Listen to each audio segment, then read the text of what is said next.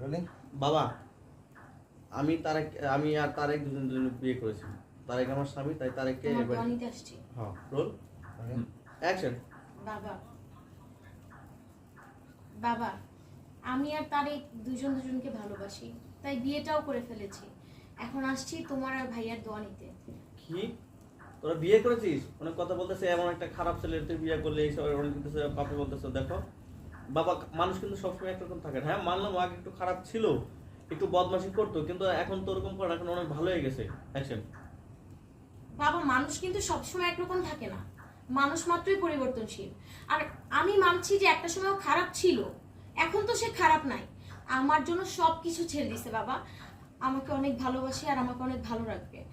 আমি চাই তোমরাও ওকে মেনে নাও। ইনসাইড নীলা বলতেছে, দেখ তোর বয়স কত, তুই কি বুঝিস? হ্যাঁ ভালো মতো কিছু বুঝিস? আমরা সবাই যখন বলতেছি খারাপ, ধরো ভাবি তুমি কেন কথা বলতেছো? আমি তোমার সাথে কথা বলছি, আমি আমার ভাই আর বাবার সাথে কথা বলতেছি, তোমার কথা না বলে চলবে। অ্যাকশন।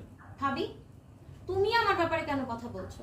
আমি তো তোমার সঙ্গে কথা বলছি না, আমি কথা বলছি আমার বাবা আর ভাইয়ের সঙ্গে। তুমি আমার ব্যাপারে একবারও কথা বলবে না।